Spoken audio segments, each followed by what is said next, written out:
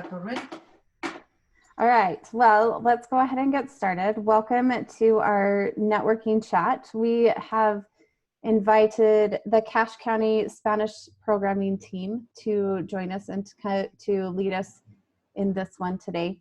A year and a half or so ago, Paola, I think is when you started, and Laura started at that time, and it really helped to stretch the efforts that Cache County was making in their area for reaching that Spanish population. So they have 3 teachers that can speak Spanish and they have really made strides in reaching this population over the last year and a half. So we invited them to speak to us today to share some of the things that they're finding to be successful in their Spanish programming and to help those in other counties that are working with the similar population to reach them as well.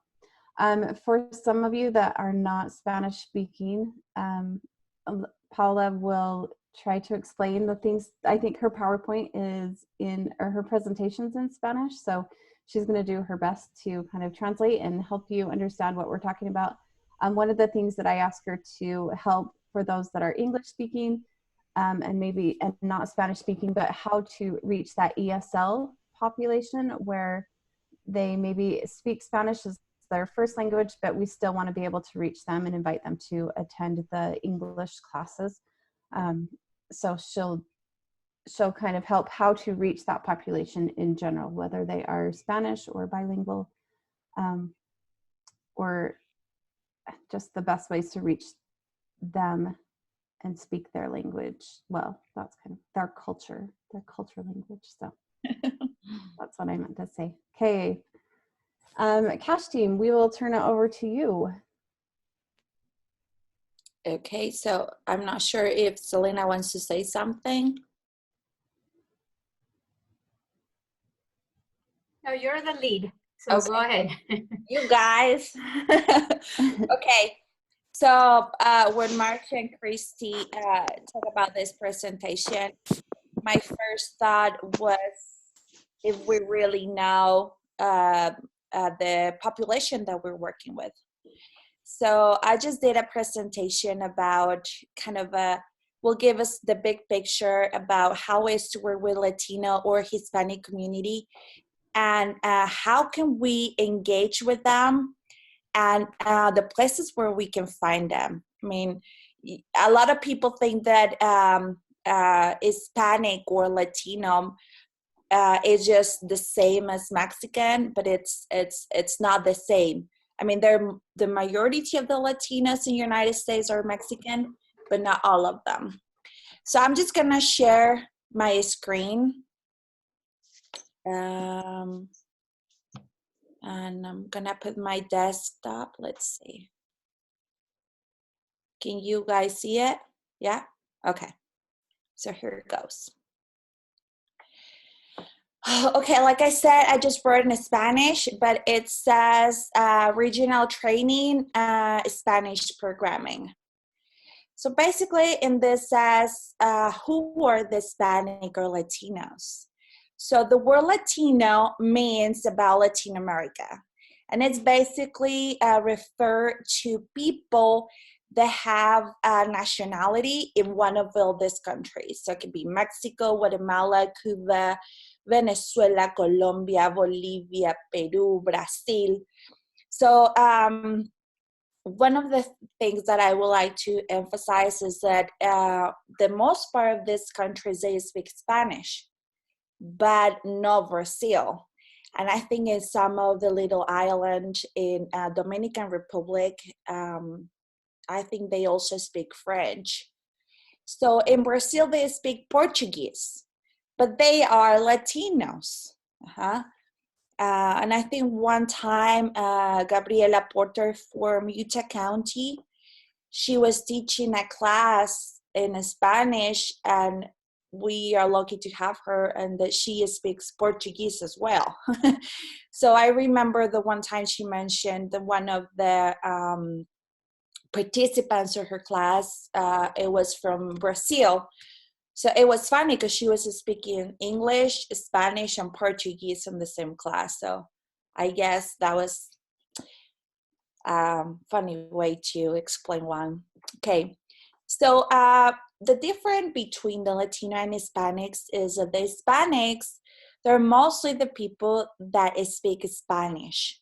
Not necessarily they have to be just from Latin America. And in this place, I mean, the picture kind of shows us some of the countries besides Latin America that speak Spanish, that mostly it's Spain in Europe. So the word Hispanics or Hispanic just mean that they have their families, they descend from Spain. They came from some of the Spain, or that they speak Spanish. And I think there's some of the countries in Africa also, they have the Spanish as a second language as well. Okay, so kind of like the big picture is how many of Hispanic or Latino America has. I mean, we always think United States, it's a country with a very diversity population, but not all of them. They're Hispanics. I mean, we have some from Africa, from Europe, but exactly how many Latinos or Hispanic people are in the United States? So I just got this information. So it's 52 millions of people, they have their origins on with Hispanic or Latino. So that doesn't mean that they're necessary, that they were born in that country or in any of Hispanics or Latino countries. But that means also that they came from a Hispanic or Latino background. So probably could be, I don't know, like families that they migrate to the United States time ago, and they were born here, so they have the American citizenship. Their families that were from another country. So in total, there are 52 millions, which is the 16.3% of the total of the population in the United States. And 47 million of all those 52, they are American citizens. This is just a graphic, about the comparison between Hispanics and Latinos, compared with the Anglo population or that another races. So I don't want to go into every single one. It's just kind of like a picture. But like I said, here's some of the Latinos countries. And it's funny because I've been working in a blog that I'm very excited to show you guys. It is not finished yet, but I'm just going to give you a pic, just kind of just to you guys see it. But it's funny because I've been trying to put some the recipes and some of the story of those recipes. For example, it's just an example about torta. I bet a lot of you guys have heard the word torta. But it's funny because torta in a lot of the Central America or Latina countries, that doesn't mean like a sandwich, like a lot of the Mexicans think. It's more like a cake, like a party cake or a wedding cake or a pastry. So that's the type of difference that it's, for me, it's amazing to learn about the different or the cultural differences from another countries, that even if we speak Spanish, they have some difference. Sometimes we have this conversation a lot of times with Annie, because she's from El Salvador. So she says some words and we don't understand sometimes. And it was kind of when we had our discussion, when we were translating the curriculum, the Create Better Health curriculum into Spanish, we were like, well, I don't understand the way that Annie says, but why don't we write it this way? And Annie No, because a lot of people in Central America doesn't understand that. So, those are some of the barriers that sometimes we have. Okay, so the states with more Hispanic people, obviously, is California. I've been in California just a couple times, and I feel like everybody there, a lot of people there speak Spanish. But the majority, like I said in the other graphic that I'm showing, is the majority, they're Mexicans, but yeah, they're also from Puerto Rico, Salvador, from Cuba, from Dominican Republic, from Guatemala, and the other countries. Okay, so here are other examples of which is besides California, which is this the city with the most Hispanic population. One of them is Miami, and now New Mexico is getting there as well. Okay, this is just like information about census. I don't want to go into it, but basically I'm like, okay, we're talking about in general how much Latinos or Hispanic population are in America, but how much of those are in Utah? Okay, so I got all this information from the page of the census as a governmental page. And it says, let me just move a little bit. Okay. It says Salt Lake City is the biggest city or county with more Hispanic or Latino population. After goes West Valley City, Provo, West Jordan, and Orem. And it shows here the percentage of how many more Hispanic people have grown since 2000. Obviously, right now, I think the government is doing the new census, so the information is not 100% accurate.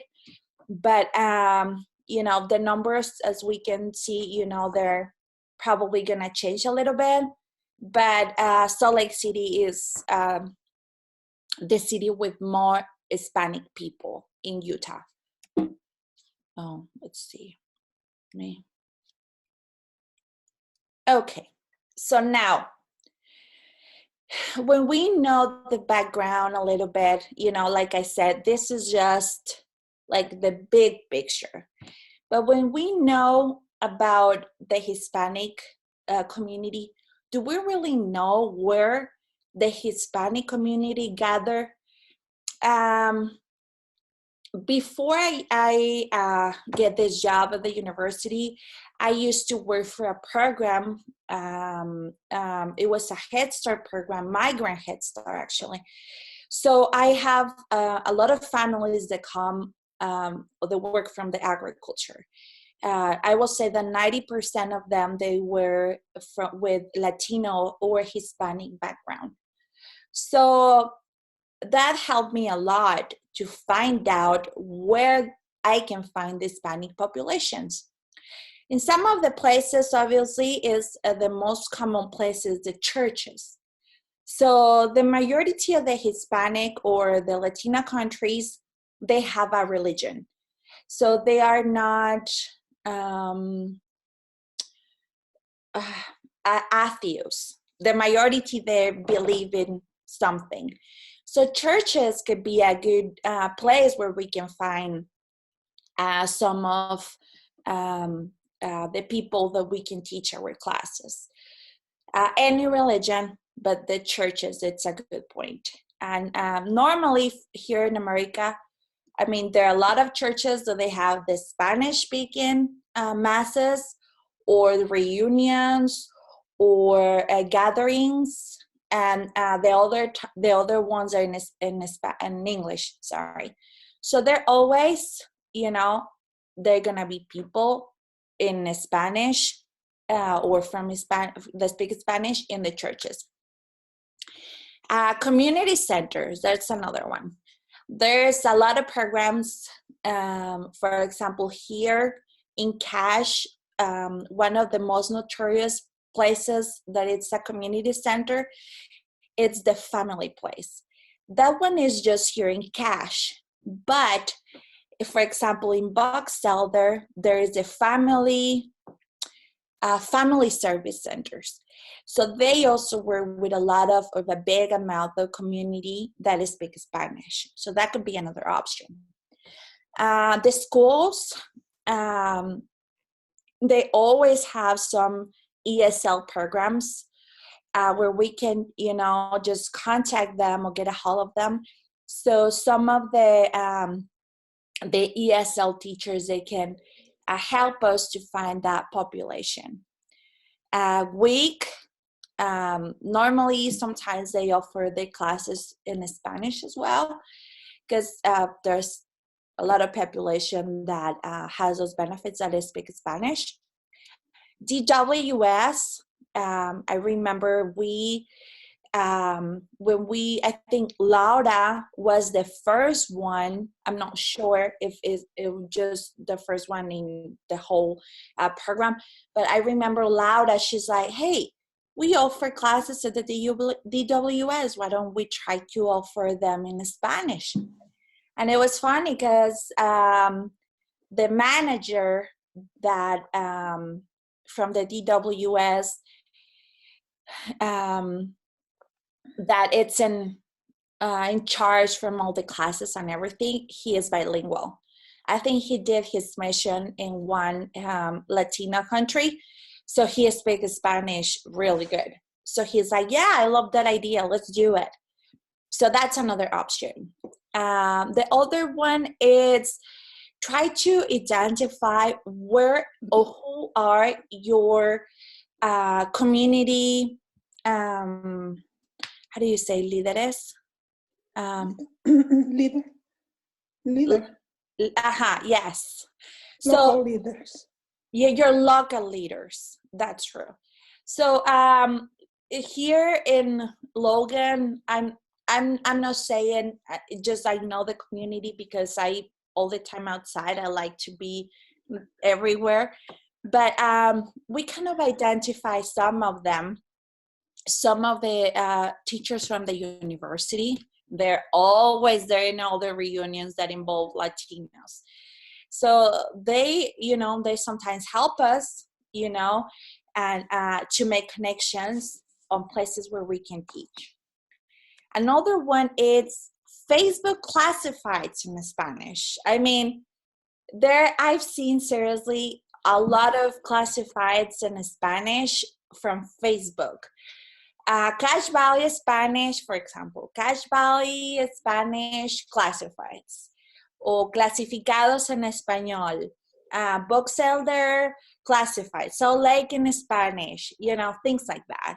So that could be another option, where we can announce our classes on the Facebook or the classifieds in Spanish.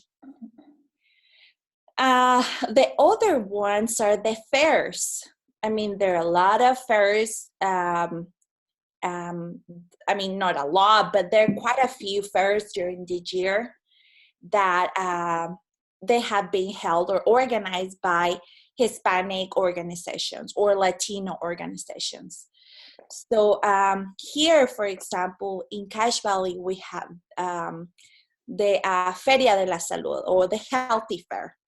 And we don't try to, we want to also feel, all the community feels that it's not just for Hispanics, it's for everybody, but the majority of the people that goes there, they're Latino. And the outside, always they sell a lot of Hispanic or Latino food, gorditas, tacos, pambazo, So a lot of Anglo community, they love some of the type of food, so they just like to go and hang out with their family and eat some Latino food. So that could be another option. The health departments also, we've been working with them, and they are been helping us to implement some of the programs that we have in Spanish, for example, Thumbs Up, in the Spanish or Mexican or Latino stores. So that can be another option. Mercados Latinos or Latinos or Hispanic, how was it, mercaditos? It's like Small markets. like a small markets. Yes, I know that there is one in Salt Lake City, in West Valley, that is just full of Latino things there, or Hispanic things, or Mexican things. And if you want to find something like a food or some craft or clothes that it's traditional, you go to that place in West Valley. I'm not sure what's the name because I haven't ever been there, but that could be another option. Libraries, you know. Sometimes we can offer our classes in Spanish. I mean, why not? I mean, like I have mentioned before, the worst thing that can happen is that they tell us no, or maybe it's not as successful, or maybe we just don't have a lot of participants, and maybe after the library says, hey, it's not working, you know, but what can we lose, you know? That's another option where we can offer our classes on the libraries. The other one, I'm just gonna reduce this. Hold on. The other one is on the fields. I know that I'm not saying you that you guys go out in the fields and find the people, but the fields, it's a place where we always find a lot of Hispanic community. Maybe if you have somebody that knows, or that you know somebody that works on the fields, those are clearly people that can qualify for our program.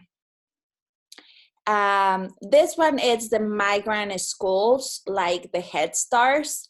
There are some Head Starts that there are migrant Head Starts.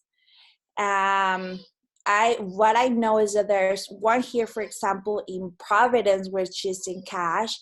There's one in Boxtel there, and there are a couple, one I think in Utah County, this in Genola, and I don't remember the other ones, but there are quite a few in the whole state.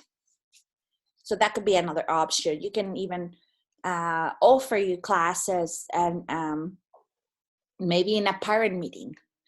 I mean, we have a very good relationship with them. So if you ever, we know them. So, because I used to work there. So I'm very attached to that program as well. Let's see. Okay. This is some videos that I would like to kind of sensibilize you guys how important is, whether we want to admit it or not, a lot of the Hispanic people that are here in the United States. I don't know how to click and show you the video. So what I'm going to do is I'm just going to copy it and show you very quick. Oh, I think it's here. For some of the Latinos or Hispanic people that work in the fields. Hola, ¿qué tal, amigos? Así se ganan los dólares acá en el norte.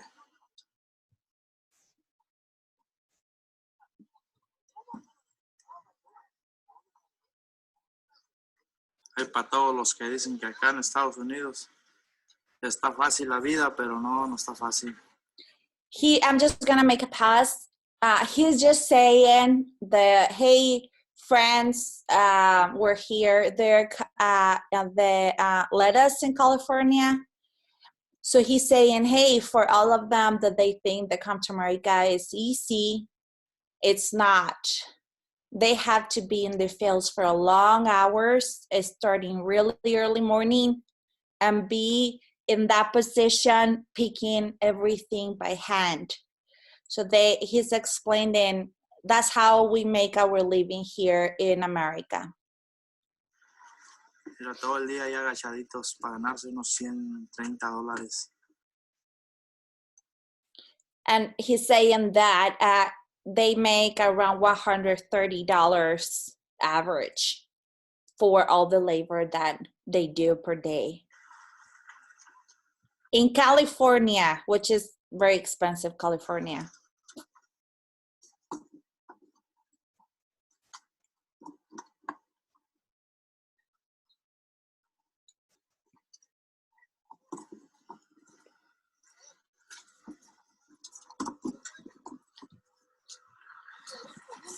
¿Cómo anda, jefe?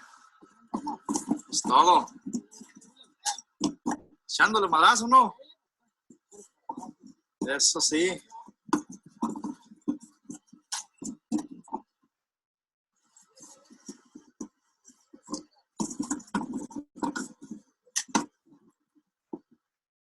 Para los que dicen que acá en Estados Unidos se barren los dólares. Sí, no. Sí, no, pues tiene que echarle chingazo, ¿no? Sí. Well, that is just one example.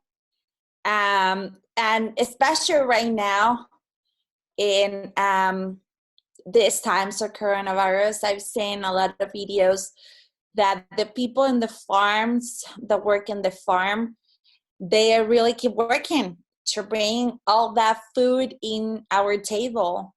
They don't stop. The meats, factories, the fields, I mean, constructions, they're still out there even if they are in this pandemic. So there's another video. Oh no, hold on. Now I'm just showing all my things. Hold on, let me see where it went. Oh, here. Here's another one that I would like to show you just very quick.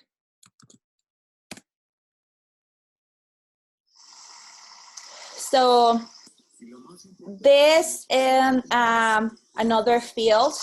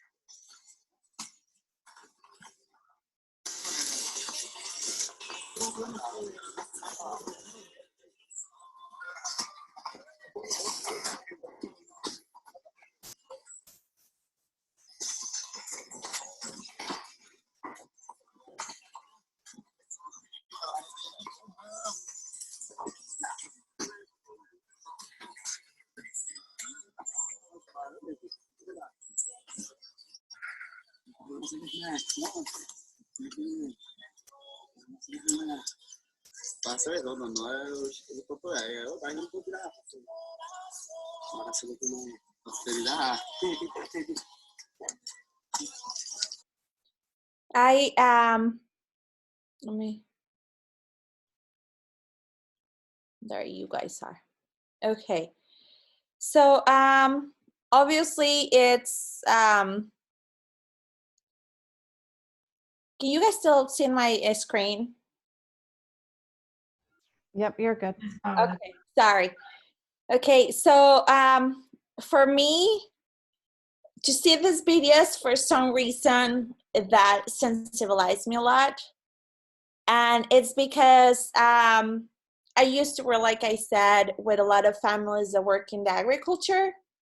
So I've seen people working in the fields. We don't have to go that far to California. Here in Ogden, in Tremont, Buckselder, there are a lot of people that works in the fields with the onions. And where is it? Idaho, the potatoes. Here in Cache, you know, we have some, the raspberry, blueberry, the peaches in Brigham. I mean, just mention it. And some of the families are very vulnerable. And it just, every time that I see them, for some reason, I feel very proud to be Latina. So, okay, so I just wrote some of the very, some words to sensibilize us or make us feel how to feel empathy with the community and the people that we're working for and that we're serving. So some of the, it says, for example, there are a lot of small people in small places doing small things, but they can change the world. Another says, we don't win our living with what we receive, but what we give back. There's another one that says, almost every the positive things born with the empathy of the love for the others. All the persons, they are the same as the birds, as the birds are different the way that they fly, but everybody has the right to fly. And there's another one that says, this is one of my favorites, and it says, sometimes we feel like what we do is just a little drop on the sea, but the sea wouldn't be the same without that drop. So it doesn't matter how a lot of people you have served, or it's hard for you to recruit some of people that are Hispanic or Latino. The point is that we are out there for them if we need them, if they will need us. So I think, let me just go back. I think I lost one. Yeah, this one. And I would like to just read it to you, some of what I think the Latino or Hispanic community are. A lot of them, their families are at risk. A lot of them, they work all day. A lot of them, they don't speak English. A lot of them, they live day by day. A lot of them, they don't have any type of help. A lot of them, they live with fear. A lot of them feel that they are by themselves. A lot of them, they dream with a better life. A lot of them, they live with the basics. A lot of them, they just have what the community offers. A lot of them, they're vulnerable. A lot of them help to grow this country. A lot of them help us to have our food in our table. A lot of them build our houses. A lot of them, they don't have medical insurance. A lot of them, they are families with really poor background. A lot of them, they live their heart in their country, and a lot of them, they serve. So I think everybody, we can put, like I mentioned, our little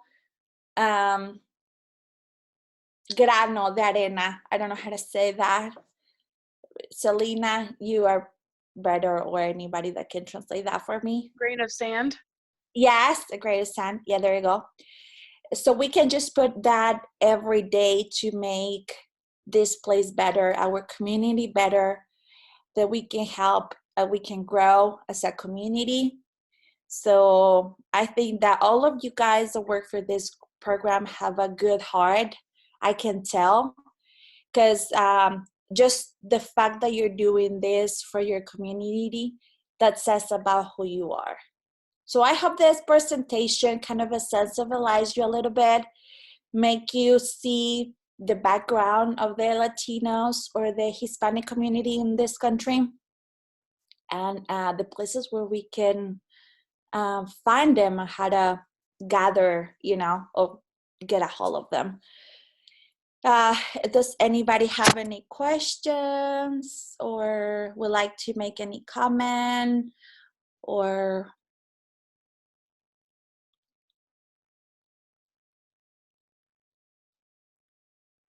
No? Okay. Well, I think that it's all for my part. Thank you so much for being here. I hope you guys like it. And we are always here. If you guys have any question about where you guys would like to recruit, and even if you need my, like sometimes I tell them, just call me, let me know, and I'm here, more than happy to help you if you have any questions on how to work or get a hold of the Latino community. No? Okay. I want to say something, Paola. Yes. It looks like you have been doing a very good research and have found a lot of good places where we can recruit. But anyway, we have the experience that the Hispanic community is hard to get them enthusiastic with our classes. So it's gonna be always a challenge. We need to keep trying, but in our experience is always harder than teaching the Anglo community. For example, I was trying last year to teach food, fun, and reading in Spanish at the library, Logan Library. I offered the two classes in English and in Spanish. And it ended up that the class in English, I had like 30 families. And for the class in Spanish, I ended up with 5 families. And 3 of them were Americans that wanted their kids to practice Spanish. So getting the Hispanic community is gonna be always a challenge, and could be in part because of what you are saying, that they feel, or I don't know, afraid maybe to gather with us or with any other class or service. Yeah, for sure. I have always say, I mean, even with all the Spanish ambassadors in the whole state, I have mentioned, we know it's super hard. For us, even though we are Latino and supposedly we're supposed to have more interaction with the Latino community, it's super hard sometimes. And the reason is because they are working all the time. They don't have the culture to take their kids to the library, or they don't read their books that often.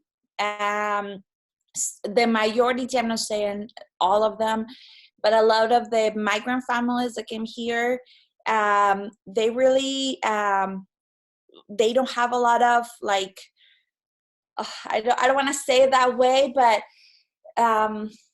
they struggle like trying to find for a better life. So they're all the time working. I remember I used to have my meetings with them, or, my visits with them at their houses at 7, 8 at night, because it was a time that they were coming home. I mean, they're really peculiar. And like I said, and Selena and all the team in Cash, we have talked about it. And I'm like, even if we are the Spanish team, we know the barriers. They are, like Laura said, it's hard. But there are some places even that we can definitely, we won't have the same amount of participants. Maybe in Spanish in English we can have 30, 40 participants, and in Spanish we might have 5. So that don't make that make you feel like you're not doing good. I mean, that's not your fault. It's just the way that unfortunately things are. We, like I said, as long as we try, like Laura, or even Annie, she has some experience as well, when suddenly she doesn't have any show-ups, and it's sad. It's make you feel like, like what to keep trying. But I don't know if you, Annie, would like to share your experience, for example, with the family place, how you've been Can you hear me? breaking those barriers. Can you hear me? Yes.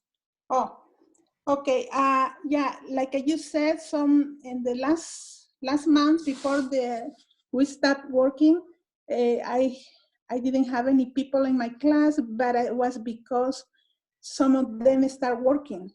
So they always looking for a job. They don't want to, they always need to find something to do. And usually my classes are in the morning. I usually have classes at 11:30 in the morning. And a place that I got these people to come to my classes is because I used to teach in the family place in North Logan. And the building, it was just across the street from the ESL, I think it is. The place where Spanish people goes, a lot of people, especially young people, goes to learn English. So I went there and I talked to people. The way that I recruit is especially face-to-face. I think that way is more effective for me to get people to come to my classes. Because if I just send an email or an announcement in a Hispanic page that we have, they probably read it, but they don't really, they're not into it, or they don't get enthusiastic about the classes. But if I talk to them face to face and invite them to the classes, it's more likely that they come to my classes. Another thing that I do is the Spanish teachers here in Logan, we participate in the events that they have. Hispanic people, they have a lot of events during the year. And if we're not participating as NEAs, we go to the events just to socialize with the people, get to know them, and then we talk about the program and invite them for our classes. And that's the way that we get to people to come to our classes. I remember this year, and they have an activity in the family place, and Paola and me went to that activity. It was the Rosca de Reyes, remember? How do you call that? I don't remember. Anyway.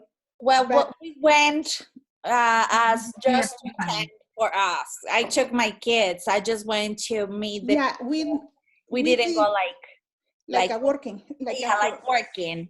It was just activity to participate with the Spanish people. So in that activity, after everything was done, I talked to people and talked about the program and tell them that I was trying to reach Relief Society president from Smithfield, Spanish War, and somebody give me the information and give me the telephone number for this, the president of the Relief Society. So that's the way that I get in contact to her, and she was very excited, and she told me that she wanted me to teach classes with the Relief Society sisters in her branch. So, and then she gave me contacts of the other Relief Society presidents from the other Spanish wards here in Logan, and I contacted them, and they were very happy, and they want me to teach. Then they happened these things with the coronavirus, so we didn't do that. But that's the way that you get in contact with the Spanish people more frequently. You have to go to the events or activities that they have, you have to talk to people, and that way you get, you can get contacts and you can talk to people that can help you to set up a class and like, for example, in the Spanish branches from the LDS church. Another place that I do, that it works really good is the week program. I teach Spanish classes in week. And when usually at the week, I don't have that many people that come. Usually there is only 5 or 6 the most. But when I'm done with my classes, I always tell them that I teach classes in somewhere, all other places. And then I said, if they would like me to let them know when I have a class. So, and I asked them if I can send them a message, a text message, because they leave the telephone number. And they say, yes, send me a message. And if I can, I will go, and stuff like that. And that's what I do. When I have a class, I send text messages to all the people that I have contact from week or from other places that I think that they can come to the class. And that way I get to know them more closely, not only, and they do that with me too. They know me, they know my name, they know that I teach classes, nutrition classes. And sometimes they say, oh, I cannot come to this class because I work and I just can do it in the afternoon. But because I usually teach in the morning, I tell them, okay, when I have somebody of the NEAs that work with me or ambassadors, like a Paola or Laura, I can give them the reference and they can probably go to their classes. So that's the way that we can get to know the program to the Spanish population and get to know people. Even men are interested in our classes. Another thing that we do is, for example, in the family place, they have, they teach classes to the Spanish population, like, and they invite us to come, like, do like indirect education. So I go for like, and they let me talk like for about 15 minutes, and I explain my program, and I invite them for the classes. And some people getting like that, and tells, yes, I come into your class, and tell me when is the class, or send me the information, and I will go. So I always get people that way. Just contact people in events and participate in activities that they have, so that I get to know people. And like Paola said, that we were going to have that Spanish fair. That is a really good way, a place to get people to get to know that program, because we are there with a table, we explain the program, we even give them a sample of a recipe, and they sign up, and we told them, can you sign up here for if you wanna come to our classes? We have a list there. Then after that, I keep that list, and I contact the people, and I send them messages when I have classes. Sometimes it works good, sometimes it doesn't work, but it's because the hour. Sometimes at that time that I teach, they are working, but we're trying to keep in touch with them, and so they can remember us, and give reference to some friends that they have. That's the way that we can do. It's more effective with the Spanish population than just send them, just post something in our page and invite the whole community. That doesn't work that good. We need to get in touch to them, to talk to them, and to get them to know us, so we can have people to come to our classes. I think that's all that I can say. Perhaps we can have Norma and Gabby from Utah County share their experiences About a year ago, for a training practice class, as they were newly hired, Paola and I went to Utah County, planning on maybe thinking they'd be 10 people or less. And we were shocked because there were like over 30 people in their first class. So we were very impressed with that success. Gabby or Norma? Hi. I don't know if you can see me.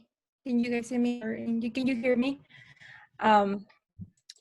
Well, it was a great experience. I was thinking why we have a lot of people coming in that class. Yeah, we have like 40 people. It was kind of like 7, right? It was like a night class. And just like Paola said, a lot of people work during the day. And now I teach a class today in Spanish in Facebook, Facebook Live. And I saw like I have a lot of people. So I was thinking maybe we can continue having like a class a month just for the people who speak Spanish, so they can, like, if they cannot watch it on live, they can watch it later, so we can also help them, you know, when they are available to watch. But in that day, it was really good that we have a lot of people showing up. There was a lot of interest, and they also said like they would like to have more classes, because in that day we just teach one class. It was a one-time class. So I hope when all these things about the coronavirus pass, we can continue have more classes in the church, or just like in the other buildings that Paola just mentioned. I would like probably to have your presentation, Paola, so we have more ideas where places we can reach out those kind of people. And yeah, I don't know if Norma wants to say something too, but it was a great class. And like I said, today I have like people who were watching the class. It was like 17 people, and they were participating today. And I was just thinking, well, that's a great thing. I know right now a lot of people are not working, but the good thing about Facebook is that you can save the video and they can watch it later, so we can still help those people who are working through the day, you know. I don't know, it was just an idea of something that we can do when all these things pass. Do you remember how did you recruit for that class?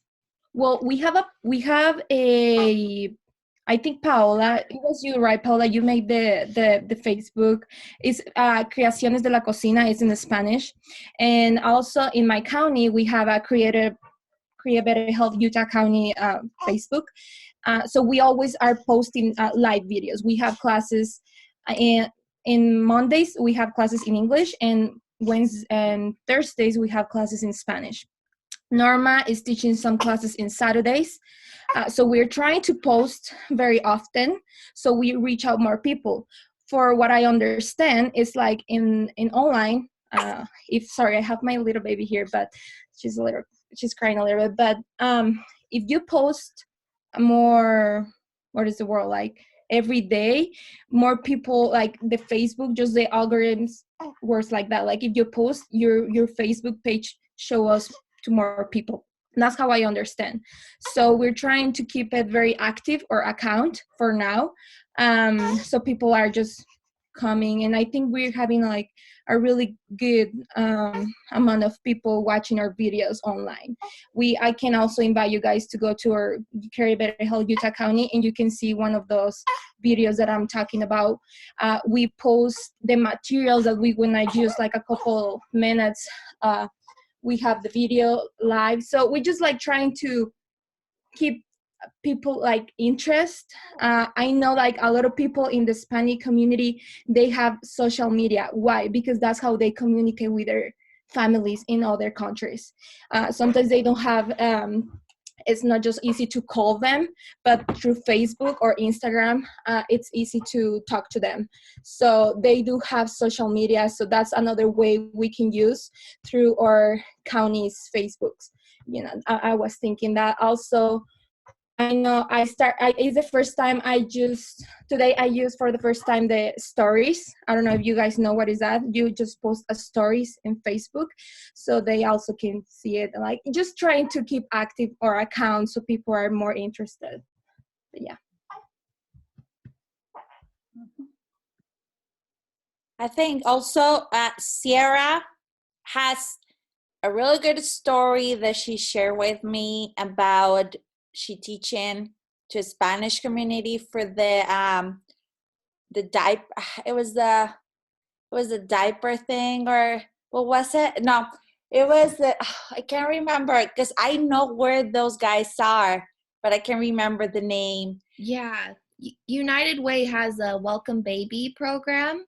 So they visit families, I think once a month, and they bring them some diapers and different information on where their child is developmentally. So I was working with someone with Welcome Baby, and we promoted the class through the boxes that they were delivering. We put a flyer in all of the boxes that were going to the Hispanic families, and we were able to have a class that way. We still didn't get a lot of participants, so we're still kind of brainstorming ways we could get more people, but that was a cool thing that we tried. Yeah, I remember Sierra saying, "Oh, I have just this many," and I'm like, Sierra, I'm in your shoes, I know, but you did awesome, because just the fact to try to some people went to your classes, it was amazing. Michelle, she also teach to Hispanic community in this Centro de la Familia. I remember one day I went to cover her, and all the kids that were, where is the blonde lady? You are not, where's Michelle, the cookie lady? So she has also some experiences about teaching Hispanic community, in this specifically the kids, the food, fun, and reading, and working with migrant community, because she teaches in a migrant Head Start, right, Michelle? Oh, yeah. Can you hear me? Mm-hmm. We can hear you, Michelle. Oh, okay. Yeah, with school, it's been hard for me to get out and about, but that's the one thing I have been able to do, is I've been working with the, it's called El Centro de la Familia. And I don't know, it's probably one of my favorite things to do, is to work with them. I love the kids, and it really is fun to see them light up when I come into the room. And yeah, anyway, that's pretty much it.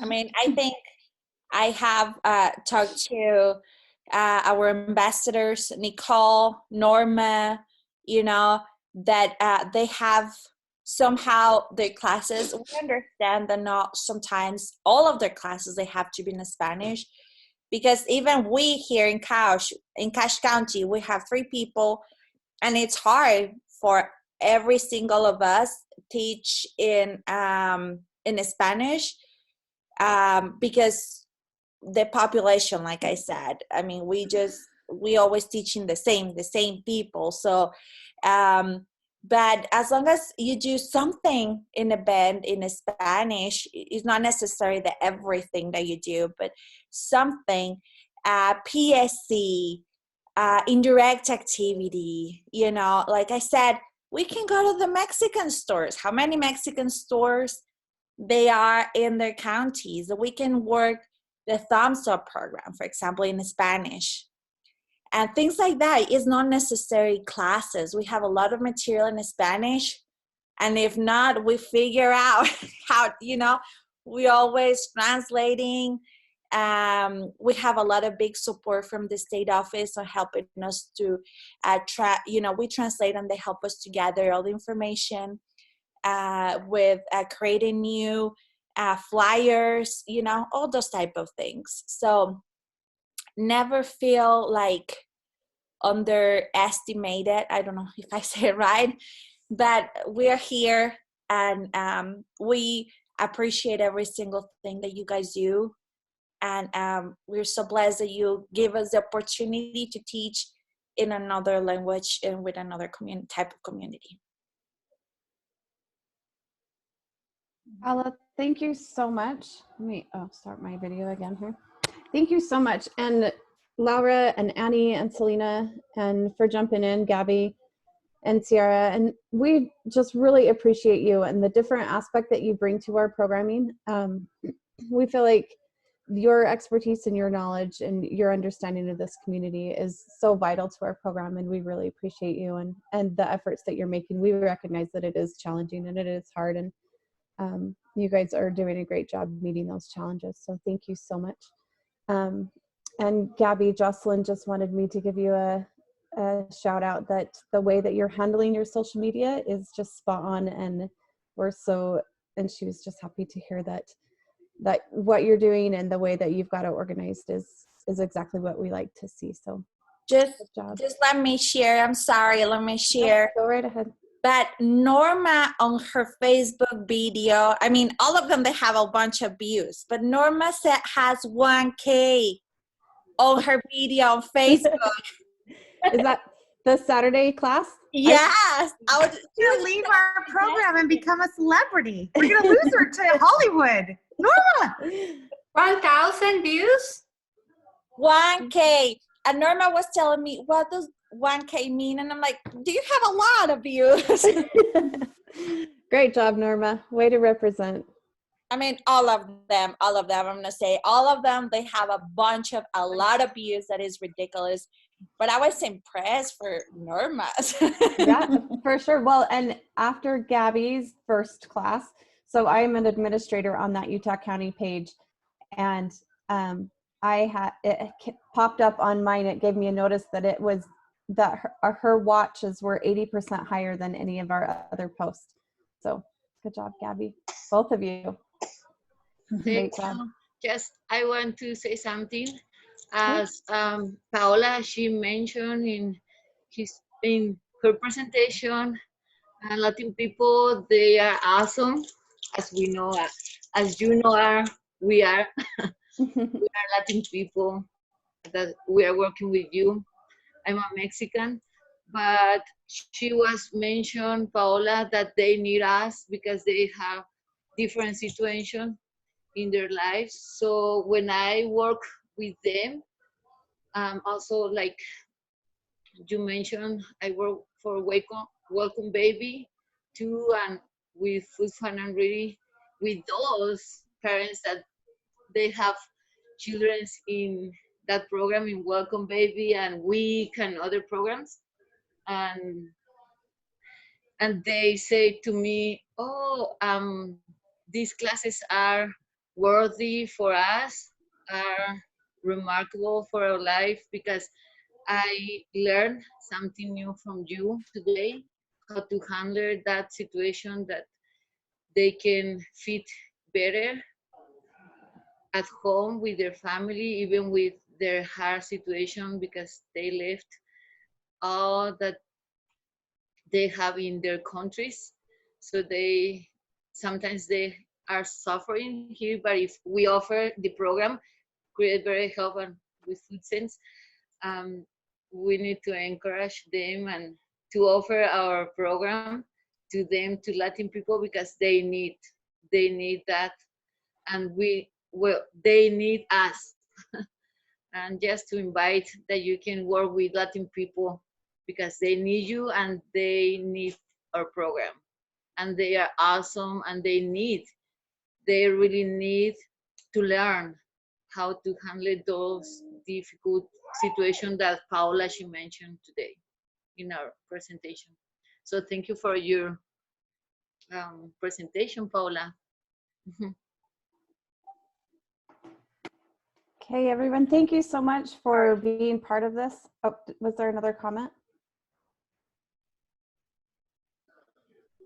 Okay, thank you so much for participating in the Spanish Programming Networking Chat. We appreciate those that presented and shared, and those that contributed. And if you have questions about Spanish programming, if there's a population in your community that you would like to have help reaching out to, please reach out to Paola. That is part of her responsibility is to help us to reach that population, and she is amazing. So feel free to reach out to her. And invite me. I'll be there. If not, ask Melanie. Before Nicole was there, I'm like, can you come and teach? I'm like, sure. So yep. you don't have Hispanic or Spanish speaking, we can figure something out. First, obviously, we have to talk to the state office, but we can figure something out, you know, and we're here for that. We're here for help. So don't hesitate. If you don't have a Spanish speaking or a Spanish teacher in your county, we can figure something out. Okay. Right? If it works, you bet. Yeah. Yeah. Yeah. So Paola is your go-to for help and advice for the Spanish programming. Yes, thank you. And I know we are past an hour, but just to mention, guys, we're gonna have a Spanish blog. I would like just very quick, just to share the image. Let's see what it is. Let me just kind of hold on. Oh, let me find it. Hold on. Okay, hold on. Where are we? Okay, so I'm just gonna share very quick my screen. This is our blog. I've been working with the blog with Emily from a student from the university. So I'm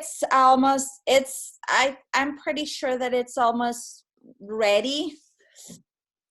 So the main goal is that be kind of the one that Candy has. So as a resource for all the our Latino or Spanish speaking ambassadors, and for everybody that would like to share. So I'll be sharing pretty soon the final